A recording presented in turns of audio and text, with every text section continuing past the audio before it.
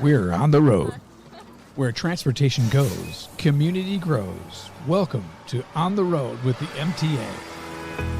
And welcome to another exciting edition of On the Road with the MTA. I'm Jay Gibbons alongside with Stephanie Kay from the MTA, who's not wearing an MTA jacket today.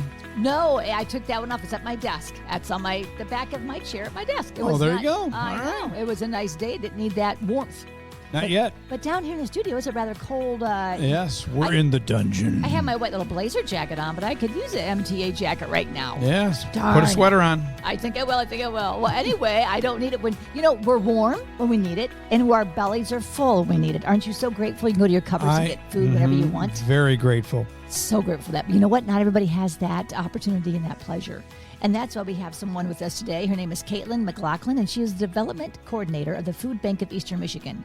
And she knows only too well how sad it is to see families in need of food and be hungry. Yeah. Caitlin, thank you for being here with us today. And we are so excited to hear about what you're doing for the fundraiser that's going to make all of us help those in need. So thank you for being here. Absolutely. Excited to be here.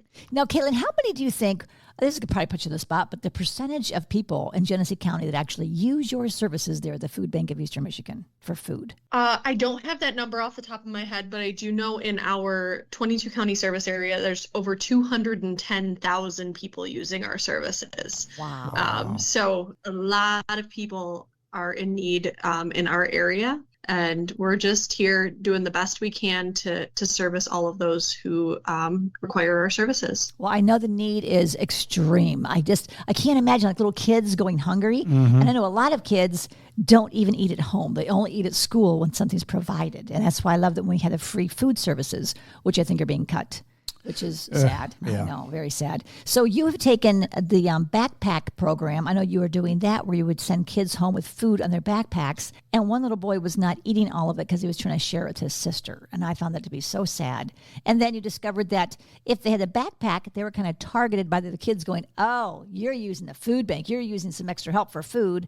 So you were smart enough to give the kids a bag of food they can put in their own backpacks so they wouldn't be offended by others. And I thought that was brilliant. Is that still going on? Absolutely. So it ended up saving us money on our end. So we're able to give out more food because we're not supplying backpacks that can be costly, but as well as it takes away the stigma. There's no longer backpacks that are for the people that need food assistance. There's just anybody's backpack. So there's no longer that little, the extra stigmatism with that. Well, absolutely, which is so very sad. But I can't imagine being a child have to be embarrassed that you need food. That's just a sad state of affairs. And seniors. I know you have a senior package, too. I think for $20 a month, you can sponsor a senior who might need something.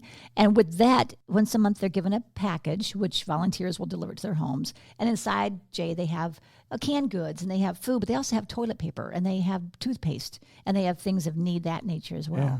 That's great. And I know, and you're still doing that as well, aren't you? Absolutely. So we have two different senior box programs that we run through the Food Bank of Eastern Michigan. We have our CSFP box that is run through the state, as well as our regular senior box that we used to do, which we still do on a limited basis. We actually, in the last year, have seen a significant increase in our number of senior boxes that we give out. Before, we were packing about 1,000 boxes a month to ship out to our different area or our 22 counties. We are now up to over 4,000 a month. Oh, so my land. It's times 4. Yeah. So it's a 400% increase from where we were about a year ago. Oh my goodness. So we definitely saw that increase right before the holiday season. So on top of we're giving out all of these holiday boxes the senior boxes every month, we also have our holiday box program. So in November and December, we're packing holiday boxes, but we're also packing senior boxes that still have to go out.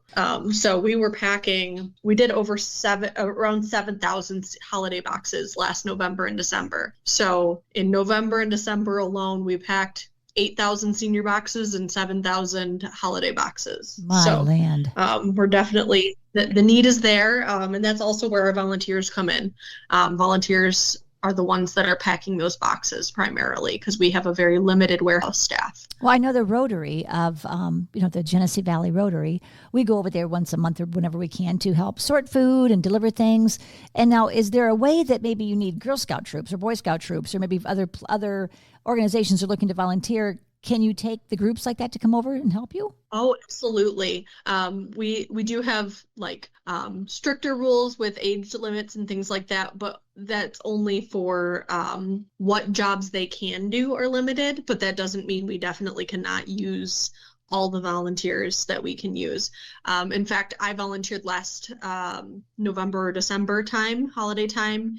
And I was in charge of a Girl Scout troop, and we were sorting through produce as well as breads and sorting through, you can teach a little Girl Scout troop how to look for damaged products and things like that. And you can educate them on how this might not have sold in the store, but doesn't mean it's not good anymore, and how we can get that to the people in need. So it's definitely an education piece. So I highly recommend, if you have any young children, get them in volunteering as soon as possible. It was also a very inspiring learning discovery for the adults too, because we were going through the canned goods and the boxed goods, and we were told how it might say best if used by this date, but in all reality, it's still good for 2 years after that date. It was just best if used by, and it wasn't that it was bad. It's just maybe not as tasteful, or as many nutrients, but it was still good to eat. Yep. And that was helpful to know. And if people are wanting to help, maybe they can't volunteer, but they want to help. I know you said for $1 they donate, they can get $6 worth of food from how you can purchase it. Well, yes, $1 equals 6 meals for those who so we actually have what's called purchasing power. So we partner with retail grocers, farmers, food distributors, and manufacturers, and we're able to leverage our buying power. And so every dollar equals 6 meals, as opposed to you might walk into the grocery store and for $1 you can barely get a can of vegetables. Right. Especially now. Yeah. So we can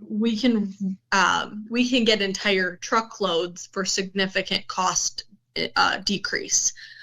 Because we're buying so much and then distributing it between 22 counties, and sometimes we're distributing it between the entire state. So we also partner with the other food banks in the state, and we're able to say, California has oranges right now for a really good price. We're able to bring in a truck full of oranges and distribute that across our 22 counties as well as the rest of the state. So we can go in on things with other food banks as well. Well, that makes it great. I know I've seen your mobile distributions, the big trucks that will pull up, and then carfuls can just get in line and pull up and get some food and take it home without being embarrassed, without being questioned. And that's important. But I know that there's something we can all do right now that we can take advantage of to have a great time, meet a lot of people, see old friends, have a great time to help the Food Bank of Eastern Michigan, and that's on September 18th. It is called the Empty Bowls event at the Food Bank of Eastern Michigan. Tell us more about that, because I do it every year. I love this event. I volunteer to serve the soup, but tell us more about how people can get involved with that. Yeah, Empty Bowls is held during National Hunger Action Month, and it's our signature fundraiser. So it's widely recognized as our most popular event. It's a fan favorite across the community. It's one of those events that you attend one time and you leave saying, we will be back next year, because it's just a really good time.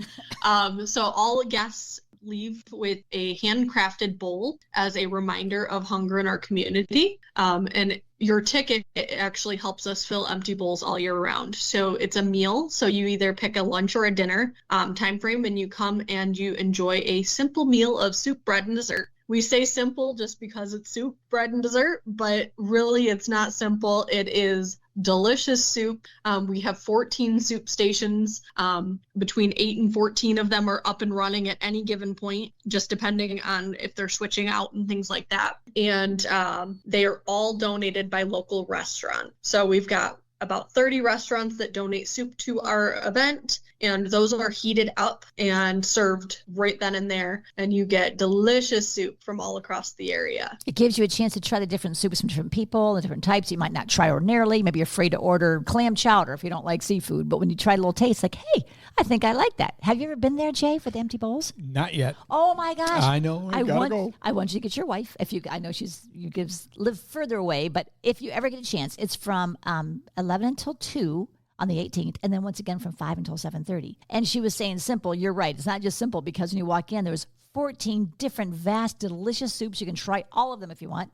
And there's crackers, and there's bread. There's desserts, great chocolate and just wonderful desserts. And Uncle Ray's ice cream is there, which is wonderful. And you get the pop and entertainment. We're hoping that Uncle Ray will be able to make it this year. I'm sorry. He is to hear working that. on a scheduling conflict, so he's working on it. We're really excited. We've got a new DJ this year, really well known in the area. DJ Spins, Rusty is coming. Yes. He's going to be doing some throughout the day, and that's really exciting. And then we've got we're hoping to have fireside coffee and Coca-Cola and all of those things as well. And then all of the bowls actually are donated as well. We work with the Flint Institute of Arts, and they are making bowls for us year round. They donate about 1,500 bowls every year. So it's a big operation. We actually have a new pottery studio out of Howell that's donating some bowls this year as well.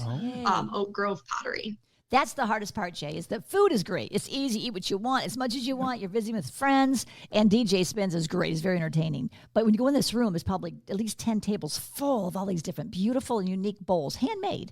So you might have one and walk up to the table and go, oh, I think I like that one better. They're going to decide, which one do I want? You can buy one extra one, but they have to make sure there's something for everybody. Oh, so you can only buy two? Well, you get the one with the $40 ticket. Right. So you can, with every ticket, you can purchase 2 additional bowls. Oh, 2? Okay, great. So nice. We do, we do limit. It used to be unlimited, but as the event has grown, sure, we have to make sure that we have enough for walk-ins and things like that, because we do sell tickets the day of the event. So the event is from 11 to 2, and then from 4 to 6. And during that time, we do accept day of ticket sales. We do recommend purchasing your ticket in advance, because we do increase the price of tickets $5 on the day of the event. Sure. Just because it is a lot. It takes a lot out of our staff to do those day of entries in the middle of everything. Oh, sure. So to make check-in a lot quicker, we are encouraging everybody to pre-sale, because it makes check-in that much quicker. Now you can have your company sponsor it, and you get some free tickets when you sponsor. And MTA is actually going to be providing the transportation. Excellent. So if you don't want to park, someplace else, they take you back and forth, which is very nice. And on top of that, there is a live auction. Silent auction where you can bid on different items, and there's raffles. It's a lot of fun. So definitely, if you get a chance to go there for lunch, do it. Absolutely. Yeah, that sounds like a great time. You would And I enjoy need it. some new bowls. Oh, I've got so many bowls from there, but they're my favorites. I know. They're my favorite bowls every time Everybody I get needs a inside. soup buffet. Yeah, soup buffet, yeah, for sure. Well, that's wonderful, Caitlin. So if somebody wants to buy tickets, they want to volunteer, maybe they want to sponsor it, how do they get a hold of you to do that? So your easiest option is to go right to our website, FBEM. It stands for Food Bank Eastern Michigan.org, and go to our events page there. But you can also access us on Empty Bowls 2025 /CB, or let me just double check that before I say it out loud. I believe it's emptybowls2025.cbo.io, and that takes you right to our Empty Bowls page.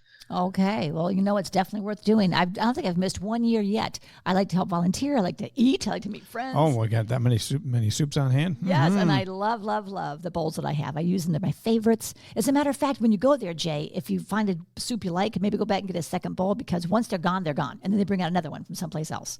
So. Okay. So you better get, the getting's good. Johnny Burke and I always tease about who's going to have the best bowl, serve the best bowl of soup. But it's always a fun time for all. So thank you, Caitlin, for coming to give us your time on this wonderful information. Absolutely. Thank you for having me. And she did a speech for us yesterday at our Rotary and did just a great job. Brought the bowls in so we can see how beautiful they are. So, yeah, looking forward to it. And I will definitely be there on September 18th. I'll be working the first shift from 11 till 2. So come see me and get some soup. All right. I have to put it on my calendar. I'm going to remind you. I want you there. Okay. All right, Caitlin. Is there anything else you want to mention before we let you go back to work? We hope to see everybody at Empty Bowls. Thank you so much for having us. Absolutely. Thank you. And we will be there. And maybe it's going to be a little cooler out that day because the hot soup tastes so good when it's warmer out. It's colder outside. So, all right. Well, we'll see you then. Don't forget, September 18th. And thank you for listening. Do stay safe, and please listen every week as we bring you something informative, helpful, and just a great way to keep our community even flourishing and going forward. So thank you for listening to On the Road with the MTA. You've been listening to On the Road with the MTA. For more information on our services and community outreach, visit us online anytime at www.mtaflint.org and be sure to follow us on Facebook, Twitter, and YouTube. The MTA, your community, your connection, your way.